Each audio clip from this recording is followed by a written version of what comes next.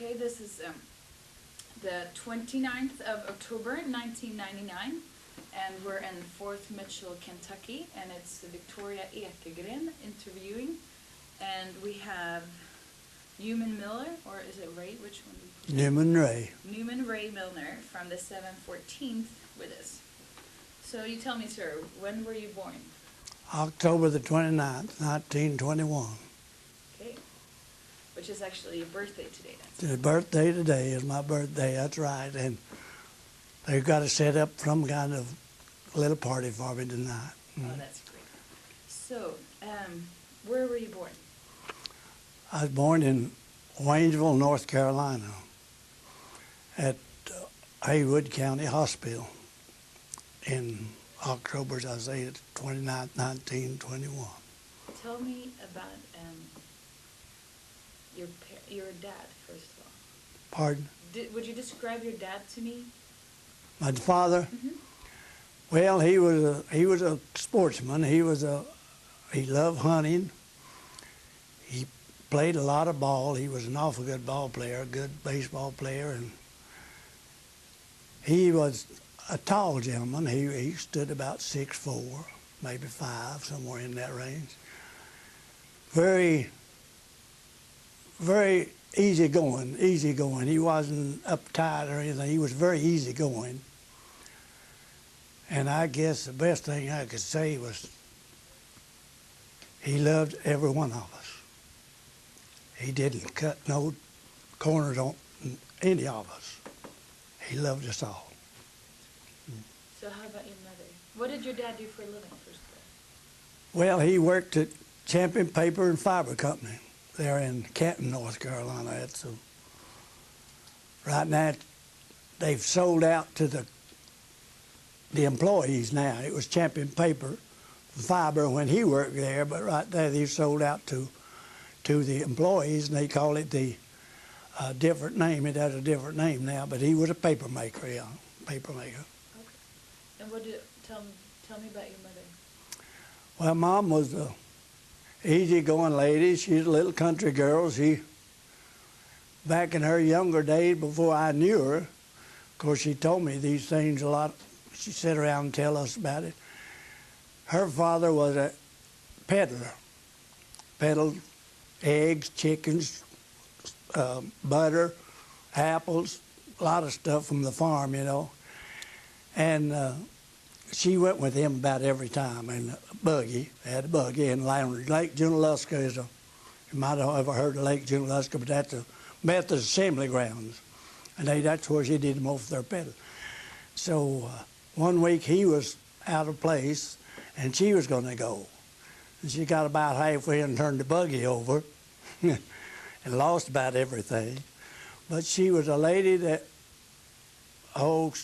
jolly going all the time. She was a highlight of the party any time, every time. She talked a lot. I've known her to sit up and talk with neighbors till 2 and 3:30 in the morning, many nights, you know. And she loves to go camping. We'd go camping out at the lake, and one day we were out there camping, and the warden there, he came down and was standing at the swimming pool there watching the kids swimming, and she shoved him in the lake and got him all wet and bothered his clothes on. And the first thing he said when he come out, I thought, oh, I'm going to be mad. But he said, I looked at her and he said, there's no way I could get mad at that lady. Said, I just had to buy her and take it. But she was a wonderful mother, loved us all. She didn't cut no corners either. She was just a mother to us all. Loved children to death. It wasn't unusual for us to have 10 to 15 friends around because there were 10 of us boys and girls. And it wasn't unusual to have 10 or 12 visitors with us. Spend the night with us, sleeping on the floor, anywhere we could find a place to lie down a few minutes. But she was just a wonderful lady, wonderful lady. So tell me, how was it growing up? Would you describe the environment and how the times were back then? You know. Pardon now? Would you describe how it was growing up? Oh, growing up? Well, it's pretty tough. See, it was during the Depression days. My father was working at the paper mill, as I said a few minutes ago. He got till they had payoff and script. I don't know, you know what strip is. Strip, they just give you a little strip of paper. You go to the store, they had a company store there, and you go to that store and take up what little you could get on that strip there.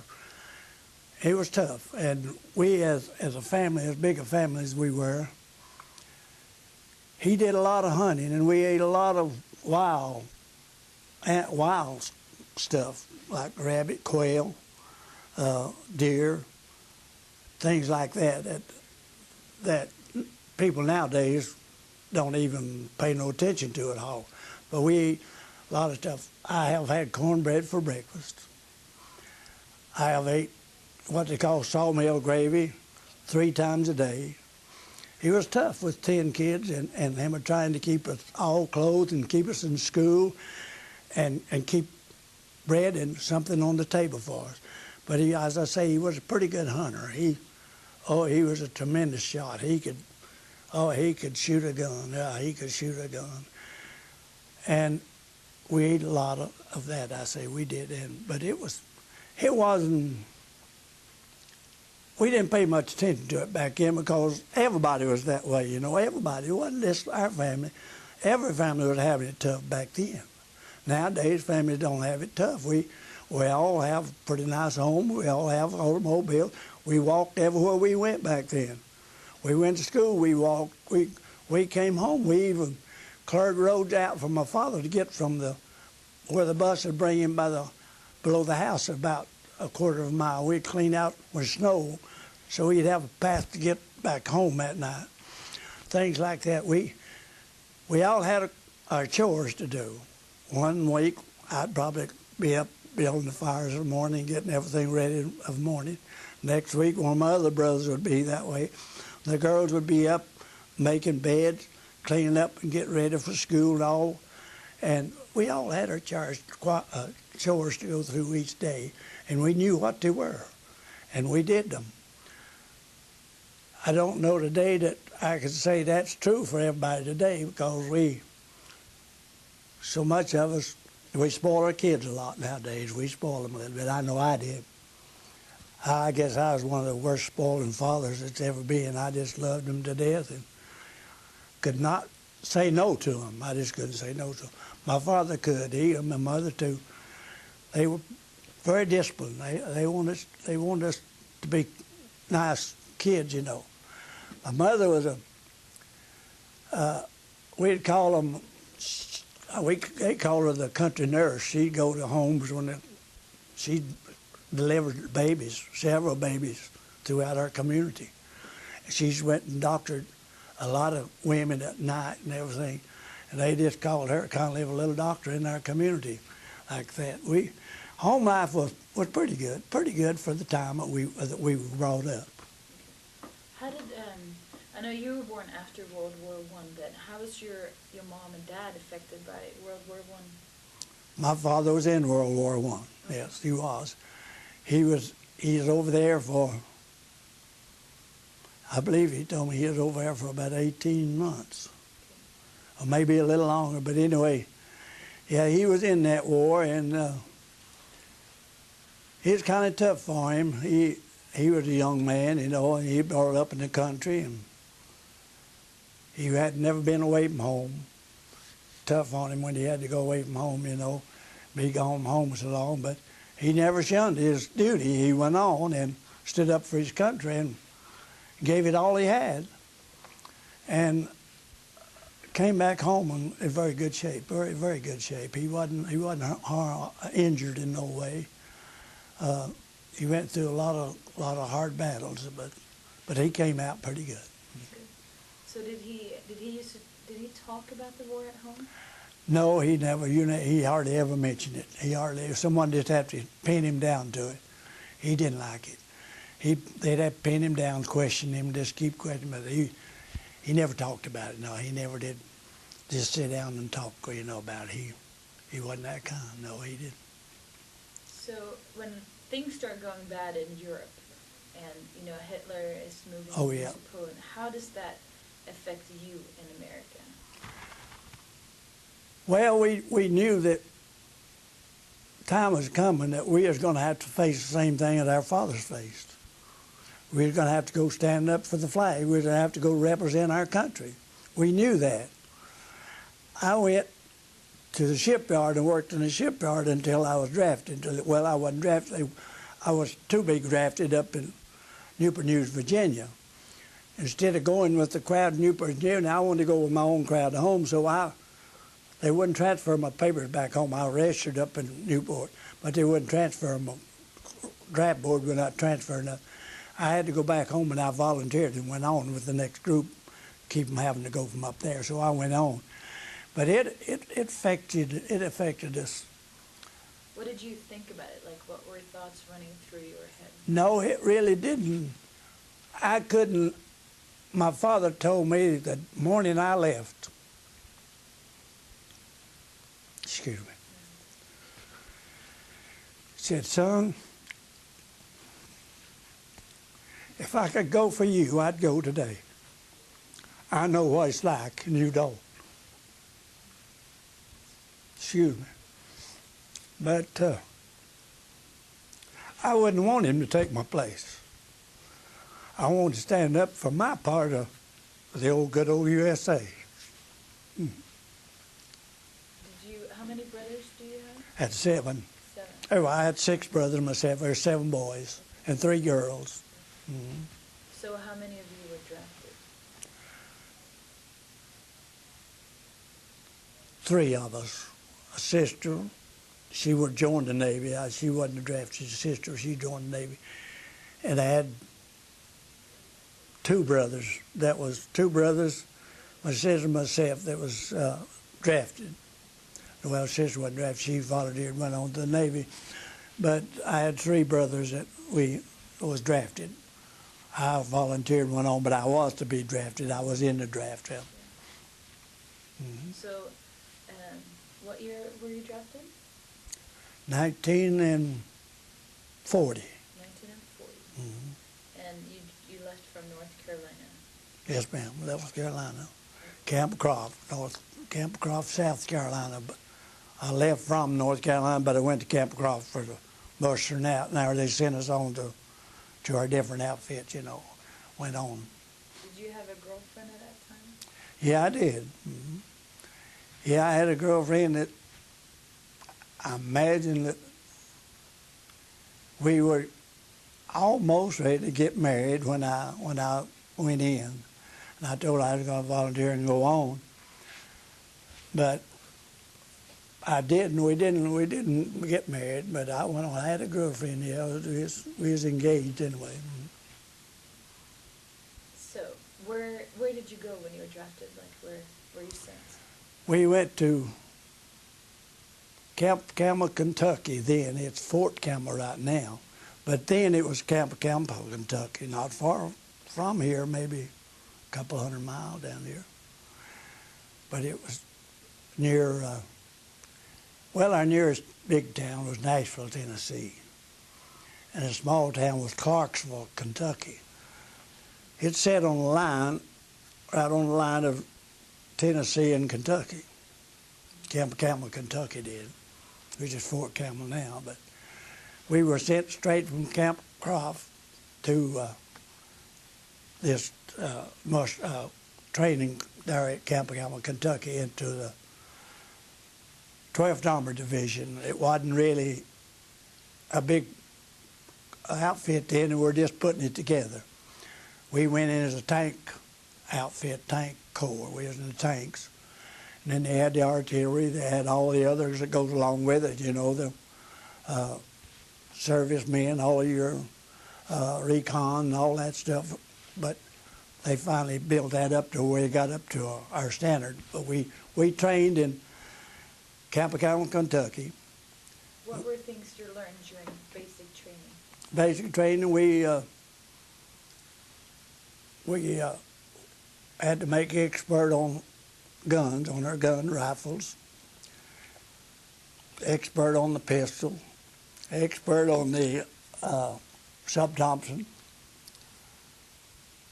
we had to learn the tactics that we would be running in battle, which would be we'd run in a verted wedge, and then we'd run in an inverted wedge, and then we'd run in line. Because if you run in a wedge all the time, they could zero in on you. If you run an inverted wedge, they could zero in. But if you kept switching and moving, they had to move a lot to keep your target. And so we learned how to change our tactics, do our different maneuverings, how to attack like in the woodland or attack out in the open field. It's different. If you're attacking woods, it's a lot different out in the open. Out in the open, you're more seen, you're more clear. They can spot you more easier. In the woods, you blend in a little bit more. So we learned all that, and they taught us how to be soldiers, really how to be soldiers. How that we, as Americans, young Americans, would stand up and fight for our flag. Mm-hmm. So what people do you remember? Like, who would be a person you'd remember from that time? Remember basic training. In basic training? Well, I remember an old sergeant we had. He was a training sergeant. He wasn't in our outfit. He just sent in there to train us old young boys.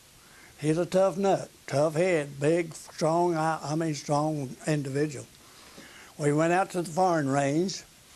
He carried us out in these old big trucks, they call them, I forget what they call them right now, but they took us out there in these trucks, and then that evening after we had our target practice and everything, this old sergeant got up and said, "Now, how many of you boys want to run back to camp?"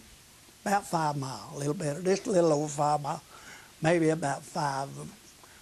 It wasn't under 5, it was 5 or a little bit better.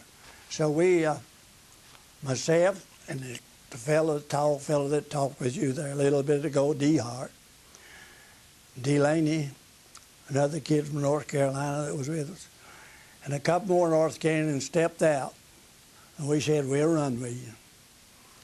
We did, and our North Carolina boys, the only one that made it. Several more went, but the Carolina boys, the only one that made it, because we'd run them old hills back in Carolina, we could make it. But I almost dropped out. I got to where wasn't getting no wind much, but I got my second wind and picked up and went right on there. And he surprised us all. But we hadn't been there maybe a month.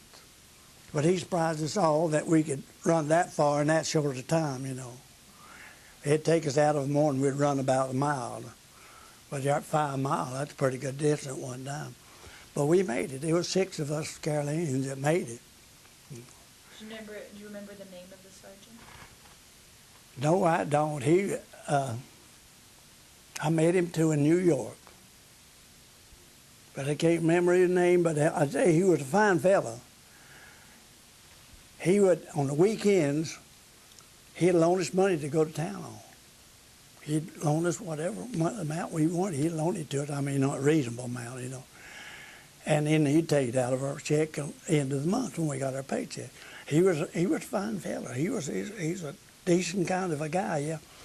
You usually think he's rough. Don't get him wrong. He's tough on you. He's rough on you and tough on you. But he was still a nice guy. He didn't just boot at you and kick at you and fuss at you. He just told you what he wanted, and that's what he meant, you know. He was a pretty nice guy, but I can't remember his name. That's the reason why I had old D.R.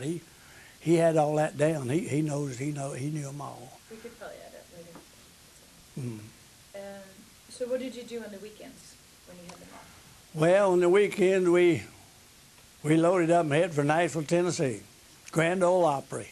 You ever heard of that? No. Grand Ole Opry. That was one of the greatest things that, back in our days, we've set up until go off at about 11:45. And the last one that come on about 11:45 would be old Roy Acuff singing the Walrus Cannonball. And he'd end with that, and they'd go off. And we set up till midnight, hear that every night. Then when we got down into Nashville, down Kentucky near Nashville, They took us into Nashville, Tennessee. We'd go to the Grand Ole Opry and stay there until it closed at night. Then we'd go to the skating rink and spend the rest of the night. A lot of us went back to motels, hotel room, but we didn't have no bed. There wasn't. We've crawled up in a chair and wallowed down in the chairs and on the sofa and things, slept there at night. Because they filled up. If you didn't get there early, you didn't get a bed nowhere. Just wasn't no room for you. Because there's several little outfits around,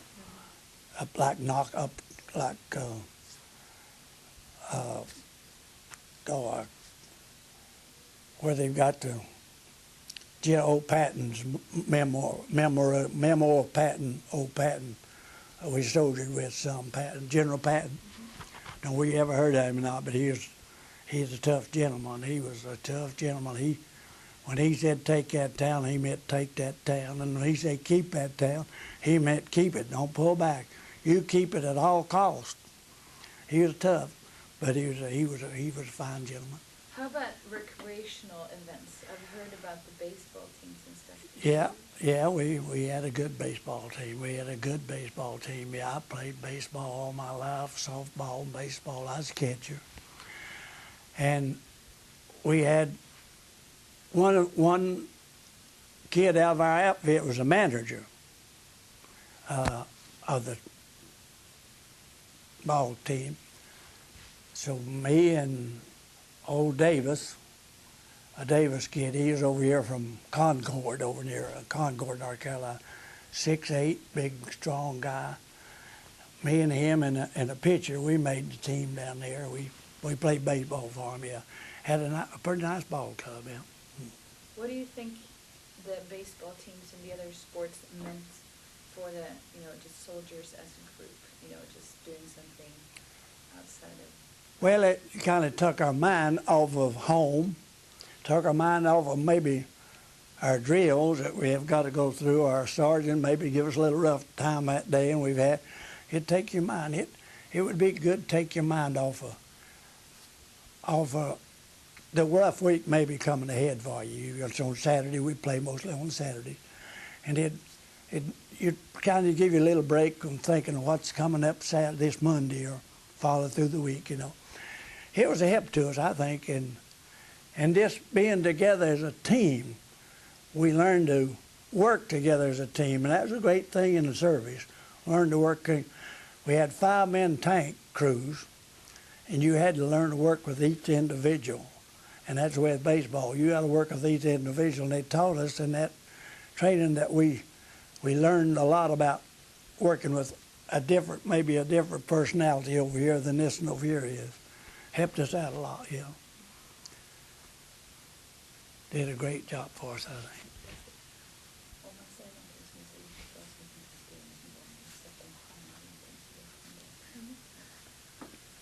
Okay, how about practical jokes? I've heard mercy. stories. Ooh, that went on for hours. That went on to early hours in the morning. Practical joke, yeah, man. Yeah. They could tell some of them, some of them are unbelievable. What would be one that stands out? Well, there's several, I guess, but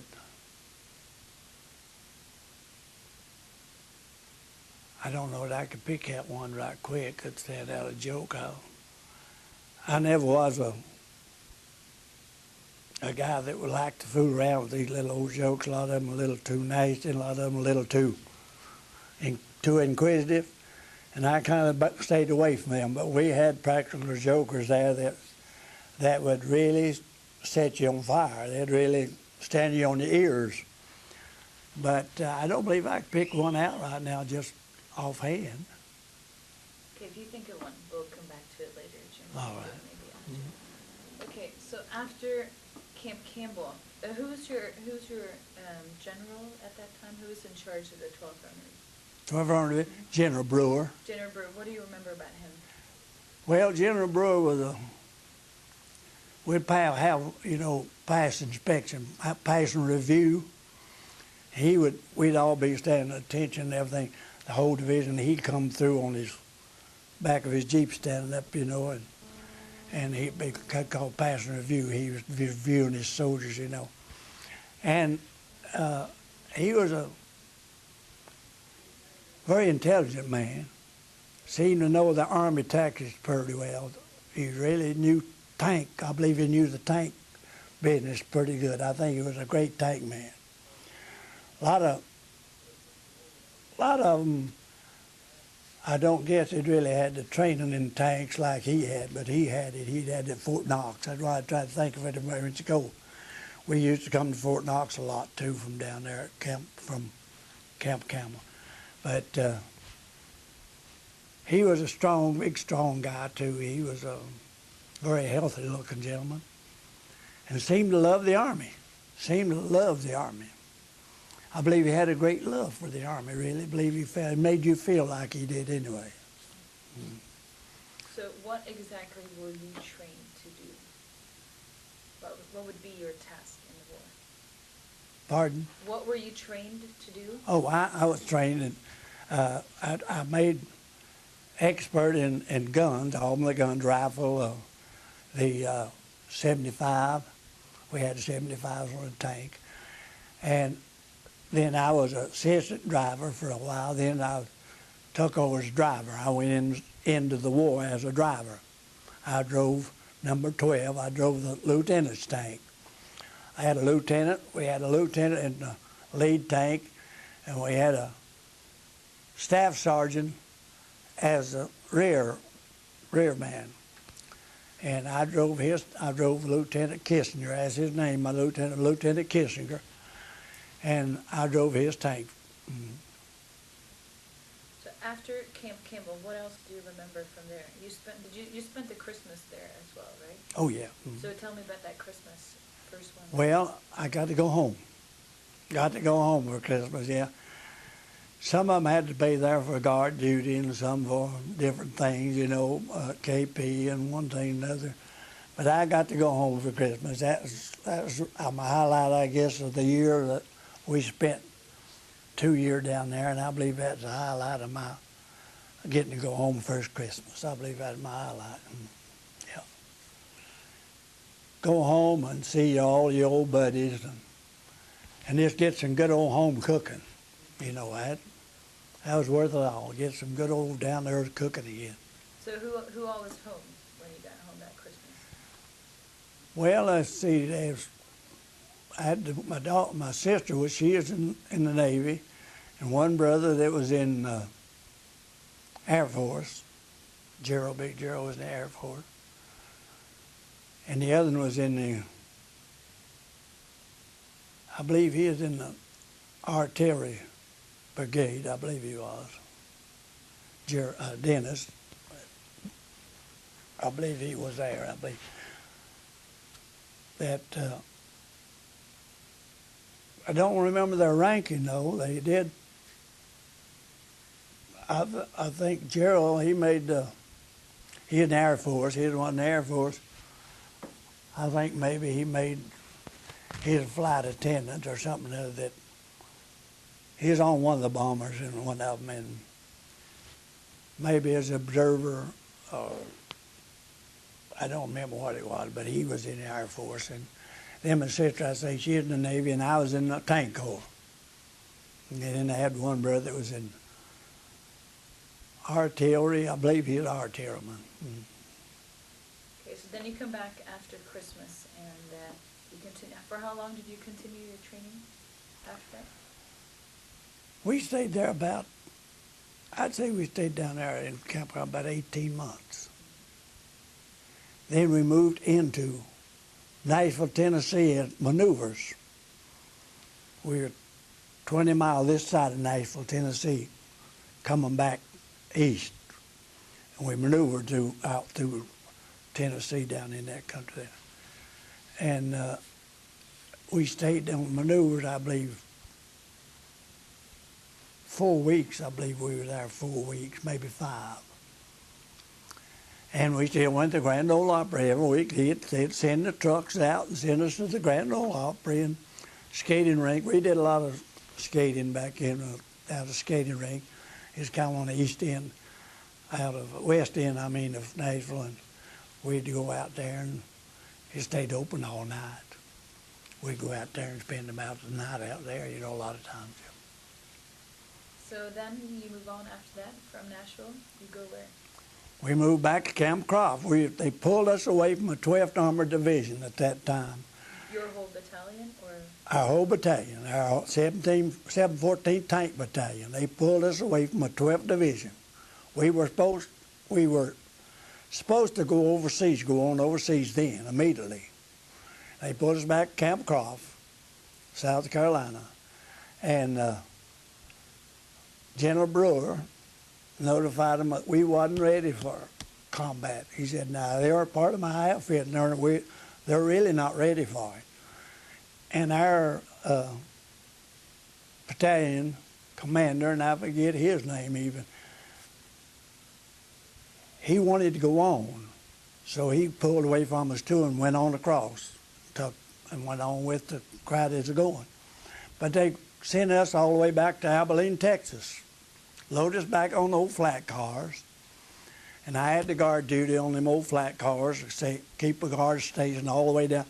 Whoever we pulled in, I had to have a guard out on them. So they pulled us all the way back down. I think it took 4 days. We went from here back to Abilene, Texas. We stayed in Abilene, Texas about 3 months before we moved out and came back to New York and debarked from New York. But we spent down there I think it took us down there to clean up the barracks and everything down there, because that's all we did, to get cleaned up the place. But we cleaned the place up, and we got out in the field down there, and we'd have to dig a pit to put all our trash in, and they'd pour gas in that and burn all that stuff, and then we'd cover it up. And there's awful broom stages out there up to your waist almost, way above your knees.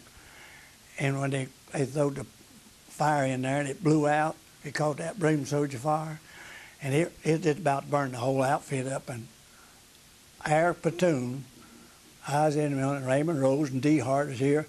They all was drivers, and we got in them tanks and we circled that far, and we'd drove them with like a bulldozer drove with them old lateral. Now they've got power steering now, but we had to drive them lateral. And we'd get in that far and pull that lateral and spin that and throw the dirt over on the fire. And me and one of the boys rammed together and busted one of the drive shafts in one of them. But we had a time out there in the field. But they sent us out there and we had to clean them, that whole company up down in there where we were on at Abilene, Texas, yeah. What would be the first thing you remember about Abilene? The first. What a scary looking place it was. It looked wild. It was a wild looking place, I'm telling you. We were out in the swamps, you know, that's swampland. It was not right now. They've cleaned up and made it a pretty nice place down there. But back then it was swampland. It was awful. We thought, Lord, if this is the best they got, we better just go AWOL right now and leave here, you know. But we stuck it out and finally got out there in the field, and they'd send a detail in every day and clean up them old barracks and clean up the whole place around there. They cleaned up that whole campground there, yeah. So how did you live in Abilene? Abilene. Where were you situated in Abilene? Well, we had pretty nice barracks back then. They were pretty nice. They were filthy when we got there. I don't know who'd been there, but they might have been sitting empty a long time. I don't know that. But they were filthy. The ground was terrible. We cut the lawn. We cleaned up the walkways. They were board walkways. Most of them were going to our mess hall and everything with boardwalks made. And we, it was pretty tough that first couple of weeks down there. It was pretty tough, I'll tell you it was. How many people were you to every barrack? In the barrack we had about 30. See, about 30 in, yeah, double decker. We had 2 rows on each side, and then the hallway down through. Maybe we had double deck over here and double deck over here.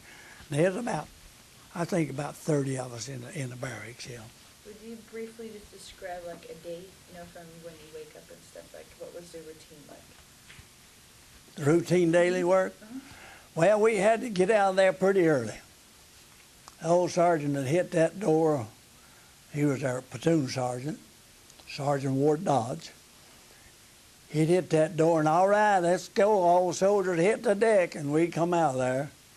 We had to make up our beds immediately, clean up our locker, and put everything in good order before they let us go. And then there'd be mess call. We'd all go to the mess hall, have our breakfast.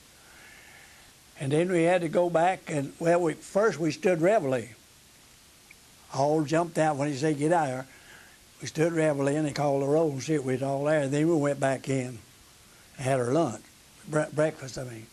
And from there, then, it was training all day long. Tough going. I mean, they put it on us. They run us 5 miles a day, calisthenics, day in and day out. We were doing calisthenics, push-ups, all that, climbing ropes over pole bar poles and all that stuff. It's tough. It really, they're going to make a man out of us. There's no doubt about that. If you wasn't a man when you got there, when you left, you was. Yeah. It's tough on us, but we gradually, you got into the routine of it, and after a while, you know, you didn't dread it too much, but you dreaded it for a while, or I did. I really dreaded it for a while. It's tough on us. But then you just take every day as it comes, you know, and go on. How's the camaraderie between you guys? Pardon now? How's the camaraderie between you guys? Oh, well, wonderful. I'll tell you, a great bunch of boys, a great bunch of kids. I met some of the greatest friends I have ever, D. Hart, one of them. He's the one that came and drug me off of when I was wounded in the war. He come and got me. And it was a no-no. You wasn't supposed to leave that tank, but he come and got me. He come and drugged me and gave me his wound tablets. You can't ever forget someone like that. But they were a wonderful bunch of boys, wonderful crowd. And we had a few sots, and you see that in every crowd. Well, you know, sots, we call them, these drinking, want to raise a little racket all the time or want to be bully, you know. We had a few of them, but as a whole, we had some pretty good boys. We had a pretty good outfit. Our Company B was a pretty good outfit. Had some awful good leadership. We had a great commander, captain. We had a great bunch of lieutenants. We had a great bunch of sergeants. Our sergeants came from the cavalry. They were cavalry boys. They were older boys. They had been in there, and they came to us, coming into the 12th Division from the cavalry because they broke the cavalry up, and they came to us. But they were great. Our sergeant was great. Oh, we had a few sergeants. I had one old sergeant. He was a buck sergeant, though. He wasn't a staff. But I had a kid not to roll me one night. He stole my pocketbook, came in. I knew he was getting my pocketbook, but I just waited. Don't want to see who it was. And they had a big bonfire going out there, and I could see him as he left my tent. I was in my tent laying, and I could see him walking to the fire. And I kept my eyes on him, and I walked out there, and I knocked him clear in that fire pit. And that old sergeant, Sergeant King, he walked up and he said, if you got his wallet, he said, you put it in my hand right now. And he laid it in his hand. And he looked at me and he said, Milner, kill that SOB right now and cut his head off and take it down and lay it on the captain's desk. He said, and he meant it too. He was no Texican. Tough, good buck sergeant. But we had a few of them like that, but there wasn't many. As a whole, we had a pretty nice crowd of boys. We had some fine kids. So what did you do during your off time in Abilene? Our off time in Abilene, we did, most of the time we played a lot of golf. Went out and we hit on the golf, and we had a golfing range out there, and we'd go out and play a little golf and hit a few balls. We didn't play too much. We'd hit a few. We had to go off base to get on the golf course, but they had a batting range, a hitting range, and everything there. And we go up to the day room. They had a day room up there, and they had a lot of things going on. They had boxing, they had wrestling, they had music, they had gospel singing. They had just every kind of music you think of, because everyone didn't like gospel music. Everybody didn't like old country music. We all like a little different, but they had pretty nice stuff up at the where we go up to the club up there, at the club there. We go to the club a lot. It wasn't too bad on the weekends. It was pretty nice, yeah. How do you keep in touch with your parents and your brothers and sisters? Well, we tried to write every day. We tried to write every day. I did. I tried my best to write a letter back to my mom and dad and my girlfriend at that time. She was my girlfriend. I tried to get a letter off every night to them. One weekend, I don't know why, that something came up. I was going home, and I sent a telegram home that I'd be home that weekend, and it didn't get there. And my girlfriend and my mom, we passed on the way. I passed going home, and they passed coming down to the camp. So we missed each other altogether that weekend. So I went home the next weekend, and I went up to the telegram office, and my telegram was still laying there. Why they had never sent it out, I really give them a blessing now. Why they didn't send my telegram out. I said, here I am passing my mother and my girlfriend on the way. Them were coming down to see me, and me coming home. But that was a great experience to me right there, I'll tell you. I got thinking, you can't depend on postal service too much anymore. Back in now, it's pretty good now, but back in it was slow. Yeah, very slow. What are you thinking about the war? What are thoughts running, through your head when you're training? While we was training? Mm-hmm. Well, I just tell you, am I going to have enough stamina to get through all of this? Is my body going to take all this? Am I strong enough to take all this? Is my spirit high enough that I can believe in my body? And like when we was running back there, I was just about ready to drop out. I couldn't get my breath at all. But once I got my second wind, and I went right on. And that kind of bothered me. Is my body going to fail me, or am I going to still be strong enough to go through this training that we're getting in? That's early. Later on, things begin to ease up on you. As things progress, you learn a little bit more how to take care of yourself. You begin to not cut corners, but you begin to do the things that mounted that you could gain from it, instead of cutting corners or anything. And keep your body moving and keep your body from failing on you. What is that keeps you going at that time? My spirit. Yeah. The man upstairs, if it hadn't been for him, I'd never made it through. No. When I lie on the battlefield, bleeding, blood running down from my body, my mother was sitting right by me praying. Yeah, I could hear her. People don't believe that, but I did. I heard her. But my spirit kept me going. Yeah. Without that, I could have never made it through. I'd never made it through the training. My body wouldn't have made it if it hadn't had the Spirit of God within me. And things like that, some people may not believe that, but it's the truth. Without that, I was a lost man. Mm-hmm. And since then, all the way through my life, I've tried to put him first. If I could get up every morning and say a prayer, I was happy. If I could get up every morning, I was happy. I could say a prayer, I was happy.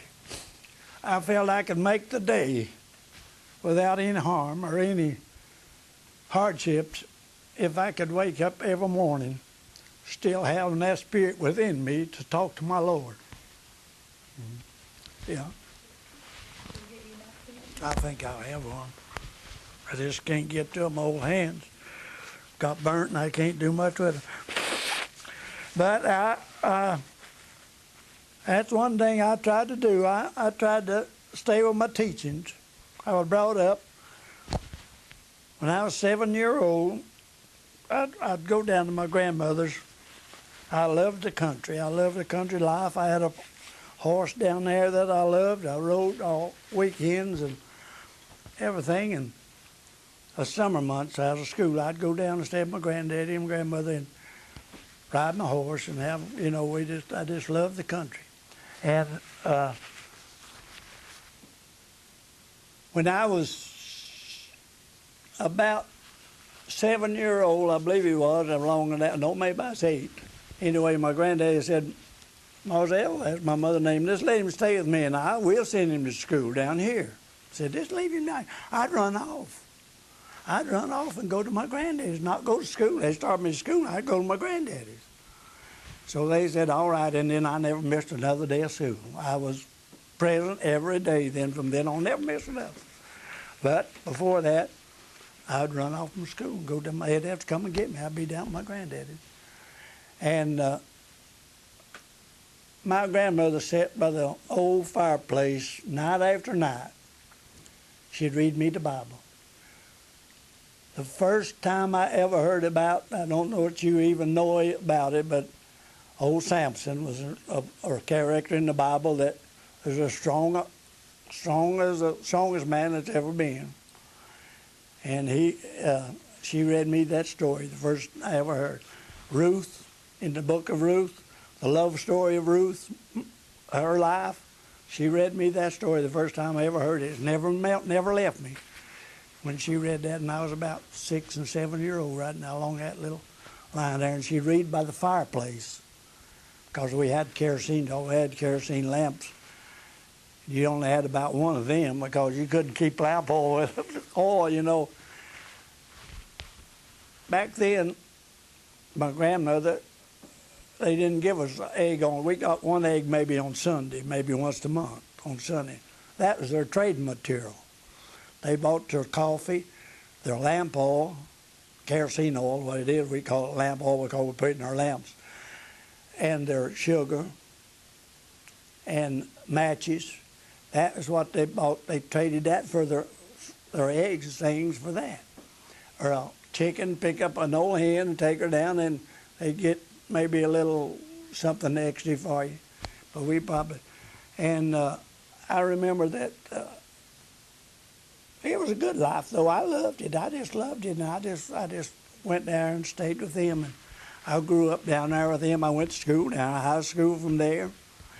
And from there, I went into Newport News, Virginia. That's when I went to Newport News, Virginia for the shipyard, yeah.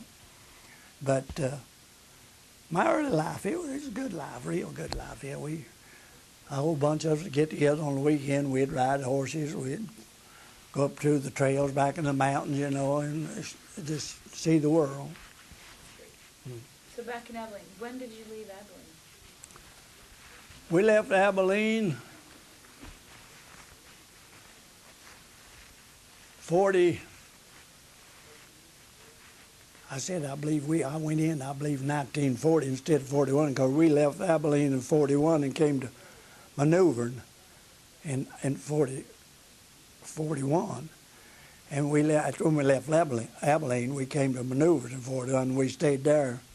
That was about, I guess it was in the spring of the year. I know apples and maybe, I just can't remember the exact date we left Abilene, but it's somewhere in around, I believe, May. In May, I believe, and that's when we came to maneuvers out of Abilene to Nashville, Tennessee, the other side of Nashville, Tennessee, maneuvered. Well, we stayed there about 5 weeks, and then we went to Camp Croft. Then from there, they sent us to Camp Croft, yeah, as I was stated a few minutes ago. And then Abilene to Camp Croft, and then from Camp Croft where? We went back to Abilene again? No, We went to Abilene from Camp Croft Okay. to Abilene, Abilene. Did you go to New York? New York, And how did you go to New York? by train. By train. And how was the train run? Oh, it wasn't bad. They had us, those coaches, you know, we had our dining room and we had our bunks. We had it, and we was on the road about 8 or 9 days because we'd have to switch and hold off other trains that coming through, you know. We'd have to clear the line for them to get through. So it took quite a time. I remember we stopped in Nashville, and I went out and posted guard, and I told the switchman that if he switched any of my cars off, I had to know it because I had to post guard. There had to be a guard on them things. We couldn't leave them. And as we were pulling out of the yard there in Asheville, North Carolina, that's 28 miles from my home. And I noticed two of my, four of them, two on each flat car. And I pulled a chain on them. Reached up and pulled a chain on them. And the watchman called him on his little walkie-talkie, and he said he'd stop in the next station and put me on a train and put my guards on the train and send them back. So that's what I did. We stopped at the next station, and I put 2 boys on and sent them back to guard the guard.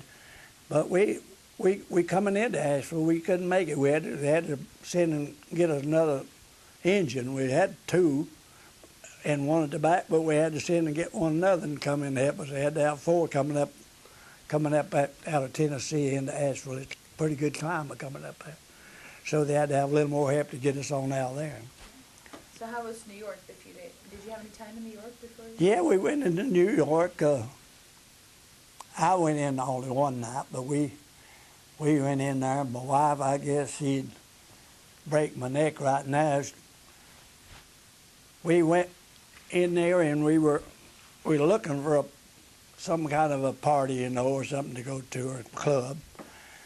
And this there at the bar, he said there's a 2-for-1 club. He said that's where 2s can enter for the price of 1.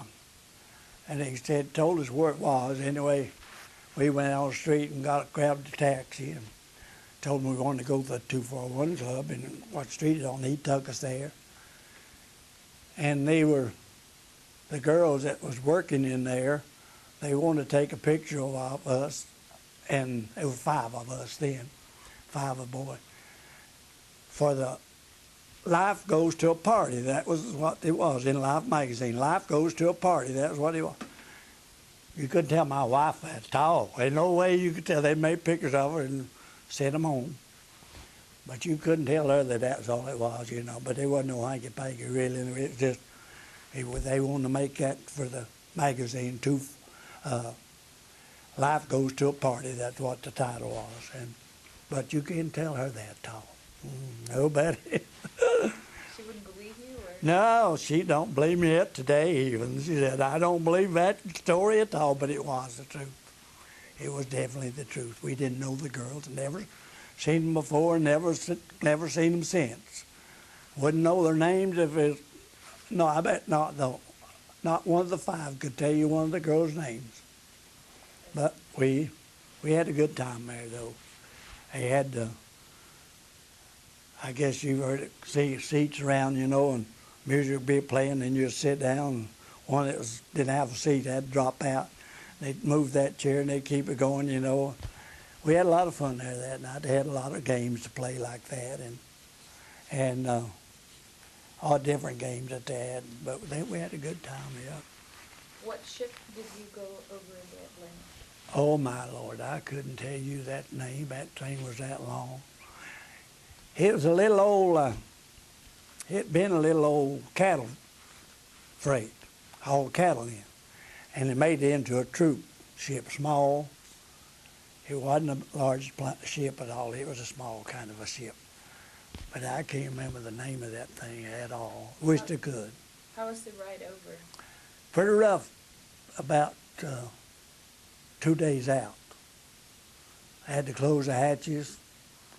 We had a pretty nice kitchen and dining room, pretty nice dining room when we debarked. We had peppers, salt shakers all on the tables and everything. Were pretty nice.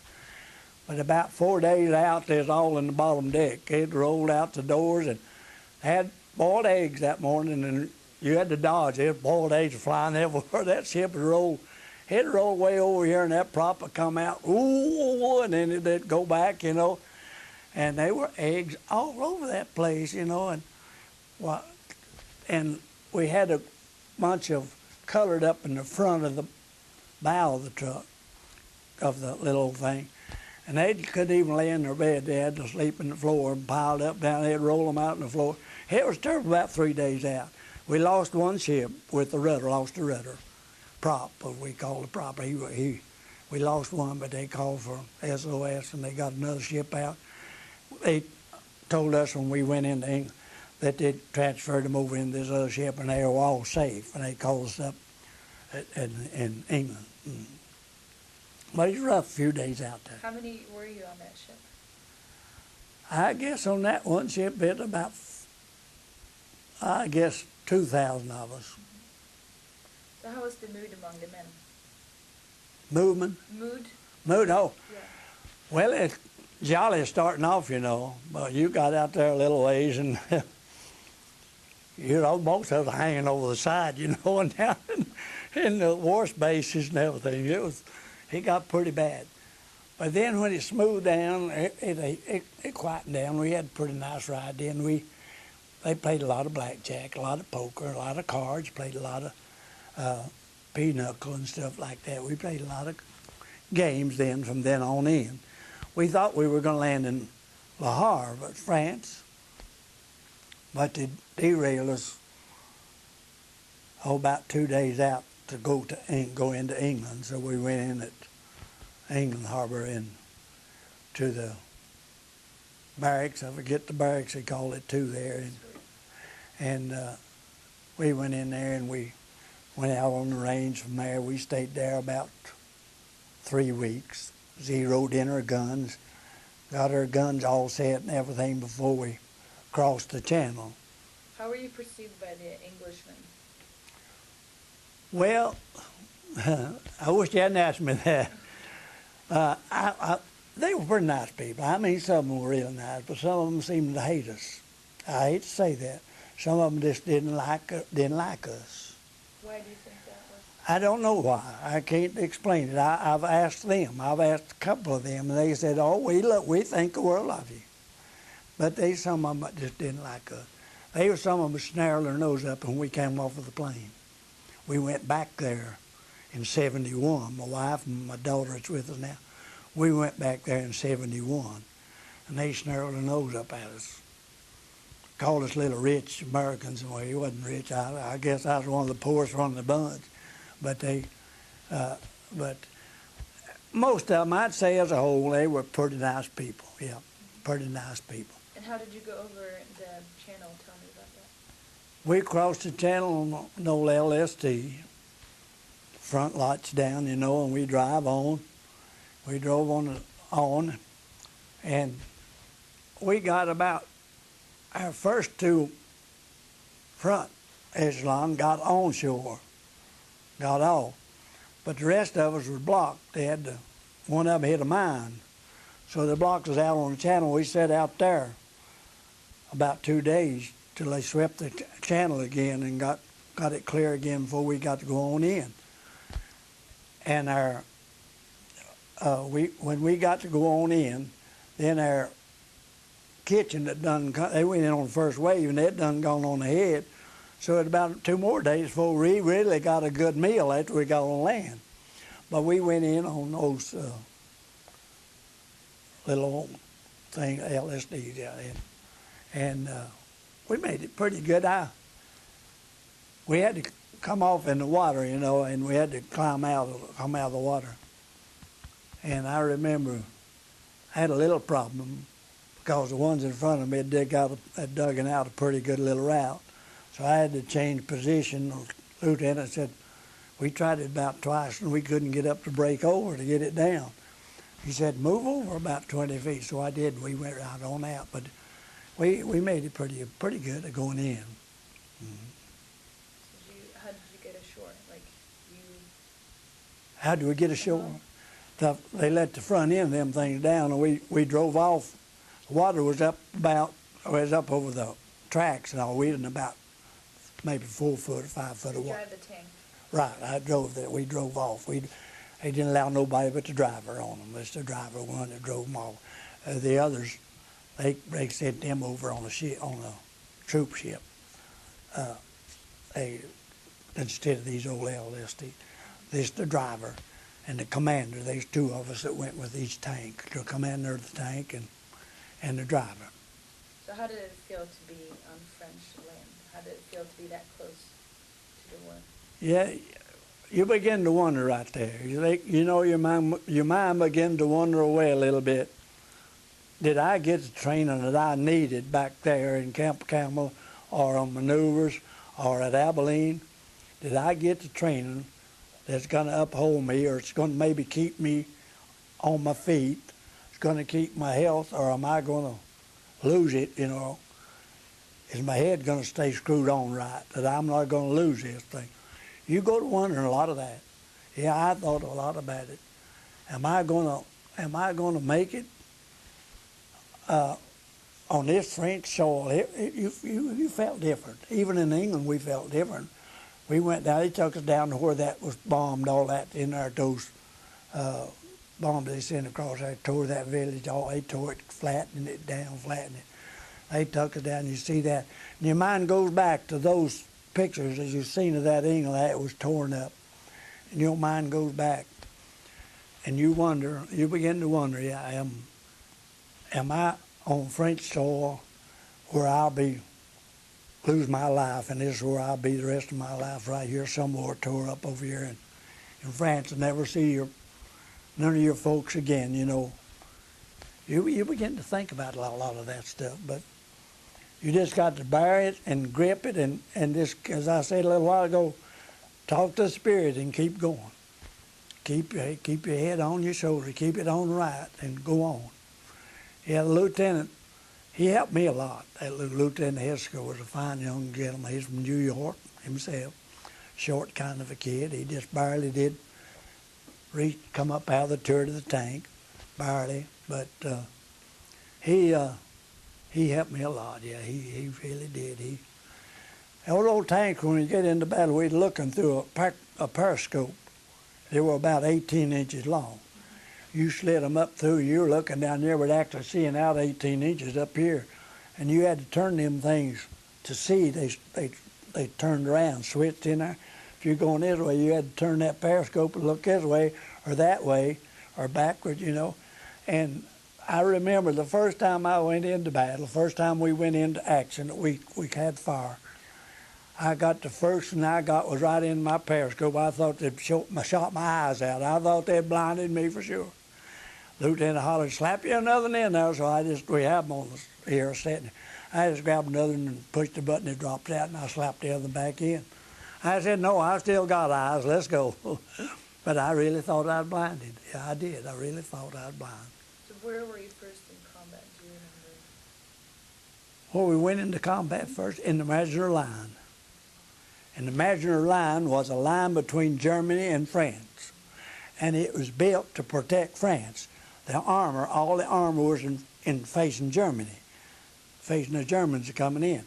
So we had a clear shot, all the openings at the back. We could throw right in the back doors of them old pillboxes and all was in there, because all the armor was in front, but we were going in, So we were going in, and the first battle we went in, and we moved up to an old farm. We pulled in this farmyard, and we was going to have a lunch, and we hadn't been in there 15 minutes. We had just left. Me and my assistant driver, we hadn't gone over 100 feet till they hollered, "Mount up." We broke through, and we had to go plug the hole. So we didn't get to eat anything. We had to go right back and get in those tanks and move out again. And it took us about 4 days there, but we got back into the bivouac area. We had breakfast over the next morning on up the line. They'd catch up with us. And that he fixed us about a breakfast pretty well, pretty nice, yeah. But that first battle we went into was an imaginary line, they called it the imaginary line. That was going in toward the Rhineland. So how did did you meet French people? I guess you did. How did they encounter you? Oh, they loved us. They really did. I had no friend that after I was wounded and sent back, I was sent back to a little old detachment that was in Reims, France, that was building. They were upkeeping and building. They built a laundry mat there to laundry all the hospitals, linen and all their towels and everything. They were building that, and I was sent back there, and they with them.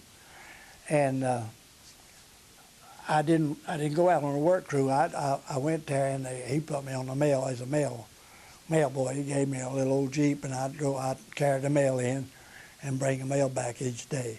So I wasn't really in for then about I guess 10, 15 days later, our captain was called out, and they sent a lieutenant in, and he sent me out on the crew. And they were sending me out to carry an old 16-foot long iron pipe, carrying their tools, or old big long bucking ranks, as we call them. So I just went in the captain that morning. I told the captain, I said, I can't do this. I said, my left arm was gone about at 10. That's the reason why I wasn't back to the front line. My left arm, I took shrapnel, went all the way through my arm and my back, my body, and my arm, part of my arm, and my body, back of my body. And I said, it's getting me down. He said, well, I won't send you back out no more. So he was nice about that. He really treated me right there. And he never did put me on no detail then after that. He did. He really looked after me and took care of me nice. Yeah, he was a fine gentleman, yeah. They liked us, and I went out and met this family. I went to their home, and I met them. They had 2 young girls there. I think they were Polacks. I believe they were now. I believe he told me that they were Polacks or something, but they were 2 young girls there. But they were just as nice to us as they could be.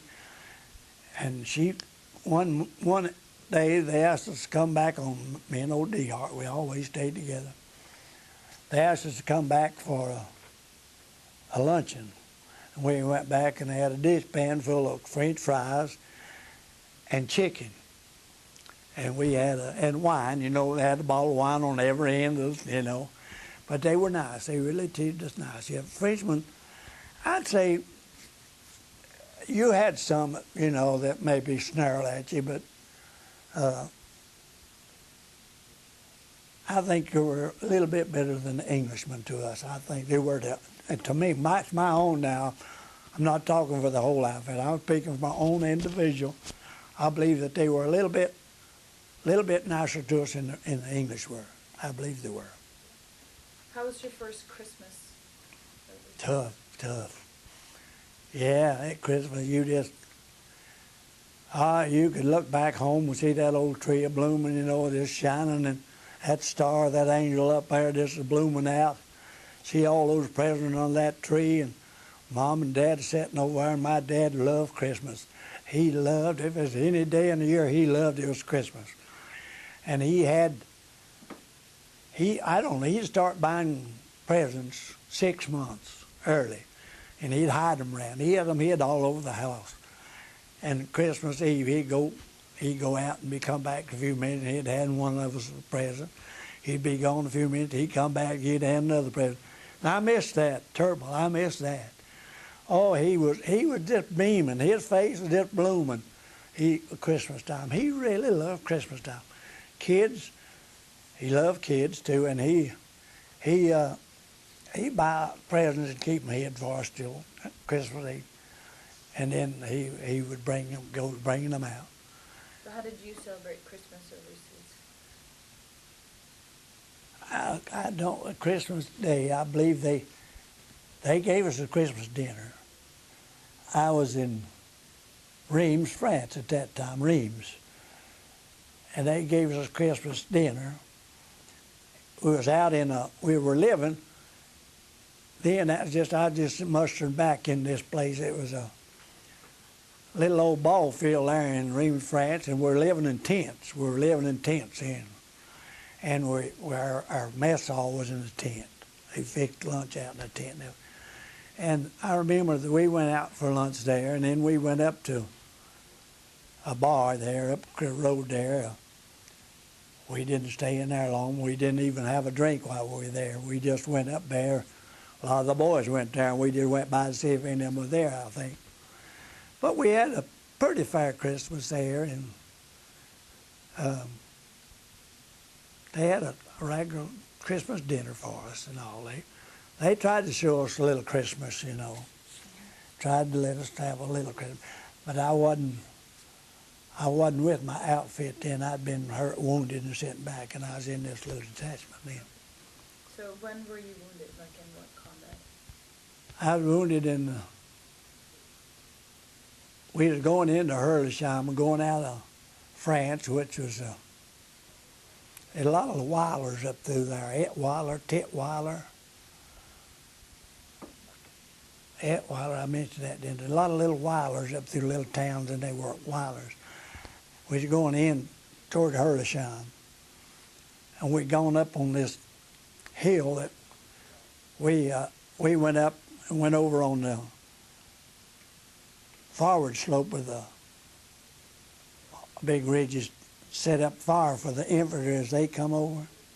But they were throwing so much large stuff, big stuff, artillery stuff in on them, just killing out our infantrymen, just like they killed them just like flies, just falling. So they said back off. Well, we backed off a reverse slope with the hill back, and then they throwed everything over so the infantry could go in and dig in and set up and hold so we'd hold. But we had it pretty rough that day. I was driving up out of the tank then, and I don't know why it was, but I was, but I could hear the guns coming. You could hear them whistling, and I could just hit a button and my seat would go down, so I hit that button right quick and I got down the inside. But that was the last time I tried that, going in, on button. But the tanks was pretty rough over there. They were pretty tough over there. Our 75 was nothing equal to their big gun. Their big gun would penetrate our tanks without any question. They'd penetrate our tanks.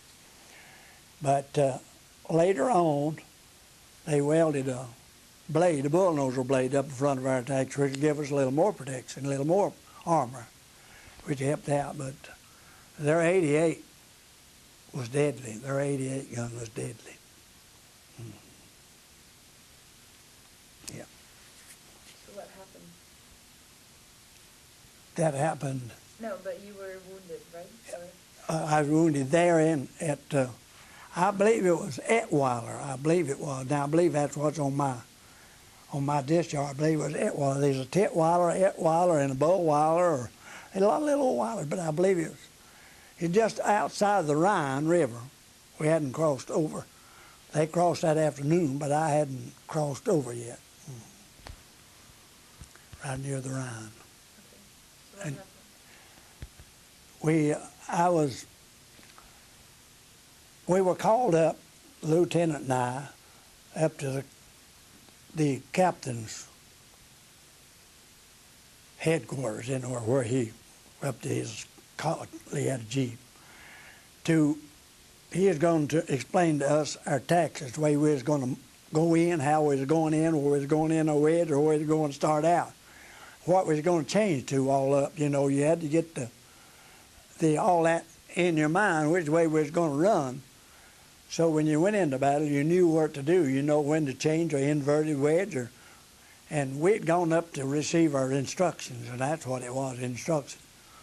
And as we came back, I got within about 30 foot of my tank, and I heard one, and I didn't know. really didn't think much about it, but it fell way over me, you know, and when it blasted up, I knew what it was, so I ran as hard as I could go for my tank. I got up, I almost get in, but I heard nothing coming. So I jumped off and dove under my tank, kind of under the front of it, and it went over me. So I jumped up and I got back up and I heard the other one going. I dove again. It came in front of me then. So I knew I was pretty well set then because you get one over, one short. They know how to graduate that so they'll get you next, and you know. So I tried to make my way back in as quick as I could, and the lieutenant, he didn't make it. And I got in, and he was coming up from the back, and he had to wait till that bursted. It bursted right under us. And then he got in, and then the next one come right in with us. And he got it all through the stomach. And that shrapnel went around the turret, came back around and it got the gunner. It got the gunner as it went through him here and came out over here. And it went around that turret and came around and got the assistant driver and fell right down on the sponson of my feet there. They carried it around in the kitchen truck for a long time. Sergeant Arnold was telling me, that was our first General Arnold. He used to tell me that when we was in New York. He used to tell me, he said, he'd carry it around with that in the kitchen. And I'd had an old, one of their bags, you know, them old duffel bags we had. And we had it tacked up in the corner, and all of us in that barracks, our chain, we'd come in, maybe the night would be down at the PX, one thing. We'd throw over pennies in that duffel bag, and I guess we had half a bushel in there. And he said they carried that around in that kitchen truck for a long time, but he didn't know what happened to it, he said. But I was hit there, and the little gunner, he was shell-shocked. He didn't get, the gunner got killed, but the gunner was a loader. He was a loader, we called him. He was shell-shocked, and he still is now. Made him in St. Louis, and he still just jerks all over like that, you know. He was shell-shocked, yeah, from a blast from that turret. They welded a 26-inch piece of raw iron on that hole in that tank and sent it back into action. And the gentleman that took my place was killed the next morning. So if I hadn't got it that day, hit that day, I'd have been number one the next morning. So where were you hit again? You were hit? No, I wasn't hit. When D-Hart came and got me when I was hit. When I was hit, D-Hart came running out there, and he got me out, and he took me to his tank and laid me down behind his tank and gave me his wound tablets. And he called the medics, and they came up, and they had a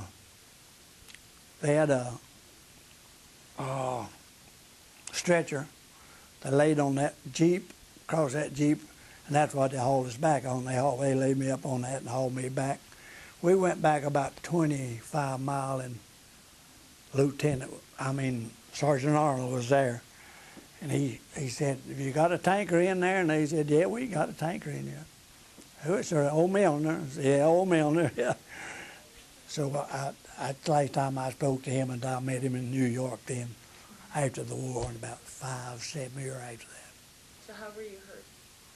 How bad was I hurt?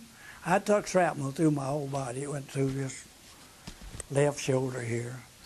It's in the shape of an L, about like that. One part was long, one is short.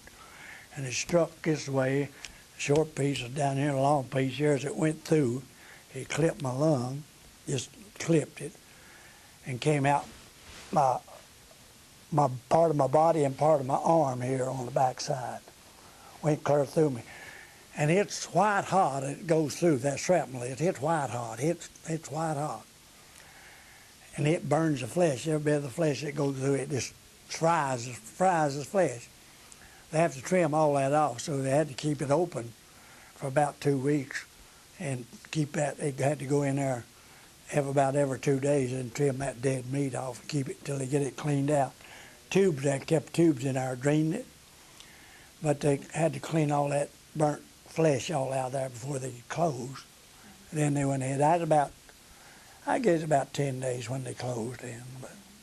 And then I was put in a body cast from my waist up. It was put in on my hand. My hand was the only thing that was out. And I wore that cast for about 4 months, I guess. So you stayed in France? Yeah, I stayed in hospital at France. They sent me to the field hospital first, and they kind of got me fixed up a little bit, sent me on to the regular hospital, you know, to the one there in France, and what they call the old bed check Charlie.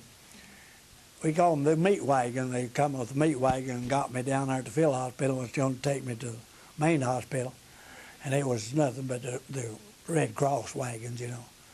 And they strafed us. The planes strafed us that day, and the drivers all jumped out and hit the water ditches and left us sitting there wide open on that road. But they missed us, but they hit the hospital that day. Just before they hit the hospital that day, and that made them very mad, you know, when they hit a hospital. We didn't like hitting people like that. Well, it made them very mad, so they sent every plane they had everywhere in there and really laid it to them that time. Yeah. So did you get sent home after?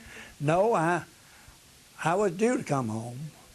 They had me lined up to come home, and they sent me to Camp, New Jersey.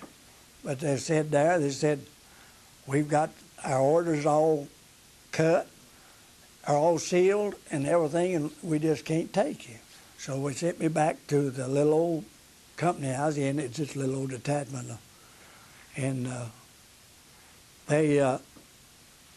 I waited 2 days, and they sent me to Camp New York. And there, they said the same thing. You're late. You're too late. We just can't take you. So they sent me back to camp again, and I got real riled up, and I took off to Paris and stayed down there a couple of weeks. They finally sent a sergeant down there, and I was going to the service club there for servicemen. That's where I was when he came and found me and took me back. And he said that we got a way for you to go home now. So then he sent me to this other, I believe it was Camp Swabs or something, Camp Swabs, I believe they called it. And I got to come home with that crowd, yeah. When was that? That was in 1945. Had the war ended? Yes, ma'am. Mm. How did it feel to be back in America? Oh, mercy. When you see that great lady, you know, oh, your heart boils. When you see that great lady with that old torch burning, oh, your heart, you're just in jubilee. It's a feeling I can't express. It's so great to be back in your country, back where you belong. I thought we belonged here. It was just great to see that. Last thing we seen when we left the harbor was that great lady with that torch, you know, and the first thing we seen as we came back in was that great lady with that torch, yeah. And we just done delayed it. That's all it was of it. Couldn't have been more happier in my life. Even my wedding wouldn't clash with that, because that was one of the happiest days of my life, to be back on old American soil. Yeah. Mm-hmm. So tell me about when you got home. Got home. Mm-hmm. That's another long story. I taught the young people's class in my church for 25 years. I had the young people's department. And I told them, I said, when the war ended over in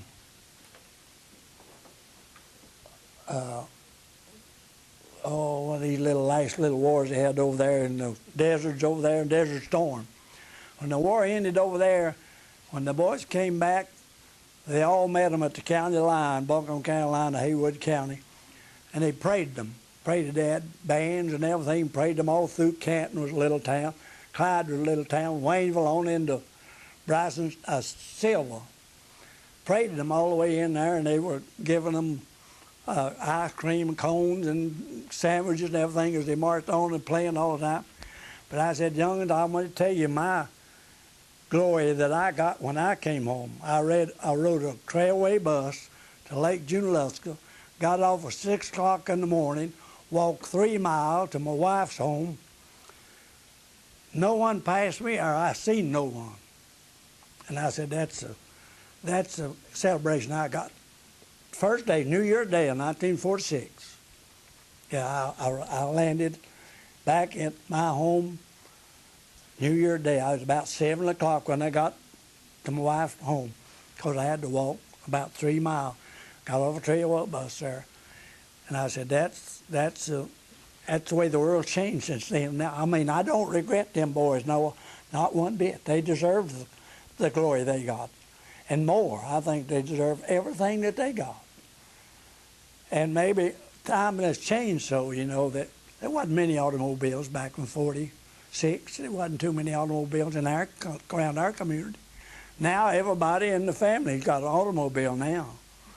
If you got 4 kids, you got 6 cars. You got 1 wife, 1 and 4 kids got automobile. That's just the way it is. That's the way of life right now. But that kid has a way of life. And I had to walk 3 miles. When did you marry your wife? 4th of July. What year? Was it before the war or? 1941. 1941. This before I went overseas. Mm-hmm. So you married the same girl that Same girl, been with her 55 years. A man ought to have a Purple Heart for living with a woman 55 years, oughtn't he? No, I wouldn't take nothing for it. I wouldn't take. Great woman, great mother. So tell me about your marriage. My marriage? Mm-hmm. Well, we married in South Carolina. And I told her, I said, we went to a Justice of Peace. And I said at our 60th wedding anniversary, we're going through our vows again in the church. But my brother took us down to South Carolina. We were married to South Carolina. Gullett, old man Gullett was one married. And we came back that same evening, and my brother owned a place over in Canton, and we stayed at his. He's going to his father-in-law's that night, so we stayed at his home that night. And the next day we went back to her home and stayed the day with her parents. Then I had a first cousin that lived back in the mountains. She was back in the woods, way back in the woods. We went to her house the second night and spent the night with her. And I said we had a long honeymoon, about 24 hours, and we were back to work. But we enjoyed every minute of it. And we've enjoyed every minute of it since. She's given me 3 great kids, great young ones, and looked after me. For 14 months, I couldn't feed myself. I couldn't wash myself. I couldn't bathe myself. I couldn't put on anything. I couldn't shave. I couldn't even pick my teeth, blow my nose. She did it all, 14 months. My hands were pinned down here, and they had to go in and cut in and remove the calcium and everything in here and cut them in here and get them moving. Like they did the fingers, they cut them in here trying to get movement in them. They did. But she had to go through that. She sat at my bed 70 days. She had to go home 2 days. They called her one morning, they found her brother dead in the bed. And she had to go home and bury him because there wasn't no one there then to bury him. She went home and buried him, but she came right back. And but she's right there for 70 days. And then 28 days over at Tom's Rehabilitation Center in Nashville. She stayed over there every day. She fed me. She done, well, there they gave me a bath and kindly, but she had to beg them to do it then. But he was afraid of me. They said they'd never had a burnt patient there. And they wouldn't put me in a little chair and take a little sprinkle and sprinkle me a little bit, you know. Wouldn't even pat me off, you know. It let me dry this dry. But we made it through. But she is, I don't guess that I could have, nowhere in this world, France, Germany, England, or nowhere, found a woman that stuck by me like this girl has. How long have you been members of the 12th Family Division? How long have we been a member? Well, I've been a member since we went 12 years in a row straight. I had TB. D. Hart did too. I had TB and he had TB when we came back from service. We broke down with TB. Well, I spent 2 years in the hospital, and he had to have a lung removed. I didn't have to have it. I took by mouth. I took BCA and INH, but he had to have his was too far gone. But we have we've done pretty good, I think. See, you said how long had it been? Did you say since I? What was it? What was the first year you joined the? Let's see. Well, the first year I joined this year was in 1956, I believe it was. I believe it's 10 years after I come home. What has this association meant for you? Oh, I guess that's a highlight of our adult life anyway, and our adult life, going back and meeting the boys and being associated with their families and meeting their families, and it's just been, and then having a lot of them come visit you, come your home, visit you at home. I had a lot of them. One of the old sergeants, there's two of them, came to my home and visited with me. We took them out we got a place at the lake. We took them out to the lake and just let them take over out there. And we went back home. I was working at the mill, champion then. So we went back and we just let them take out. We had everything there for them, and they just enjoyed everything out there. But it's been a great thing just to belong to this 12th Armored Division Association. Wonderful bunch a group of people. You knew your company pretty good. You knew your boys in your company. We had 3 platoons that had 5 tanks and 5 persons at the tank, and then we had the maintenance group, then we had the personnel group, had your kitchen group, and all that. But to meet, you got pretty well acquainted with them, but to come back and meet and join in with these other and be a part of such a great association as this has been, it's I believe, one of the highlights of our life. Mm-hmm. Yeah. Do you have any other stories that you want to tell me? Or stories? That I've missed? Or something that stands out that I've just missed asking you? Well, let me see. Yeah, I've got one, I guess. After I was sent back to this little old detachment, I got me and the boys, we went down to the salvage depot there they had down there. We picked us up 6 motorcycles. And I got an old Russian motorcycle, big old thing, bigger than a Harley Davidson. And we got parts and put them back together. And 4 of them was driven by a crankshaft. Mine was driven by a chain. So I went into Reims, France, Paris, from Reims. I was in Reims at that time. I went into Paris one night, one evening, stayed about 2 days and started back, and a little over the thing quit on me on the way back to camp. And a soldier came along with a weapons carrier, and foolish me, I'd had him. I said, would you give me a push? He said, on that thing? I said, yeah, I'll get it rolling. You ease up behind me, and you give me a shove, and let's get to see if we start to. Behold, I thought, if that thing curls a little bit, I'm a goner, I'm a goner. But it happened so that he stayed with me.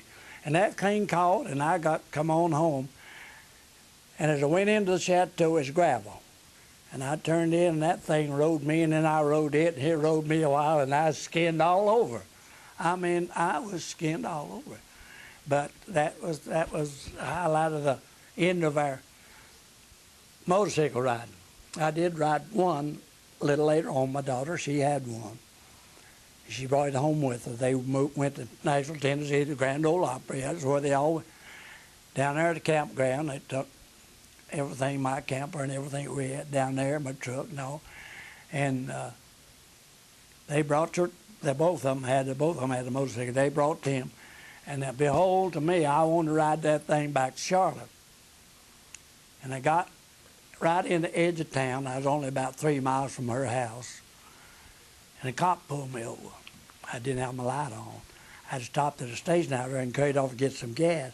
And I just forgot to turn it back on. I said, listen, mister, if you'd give me 10 minutes, about maybe a mile and a quarter out there, I'll get off this thing, and if I've ever caught on one again, I hope you hang me, because I'll never be on another motorcycle.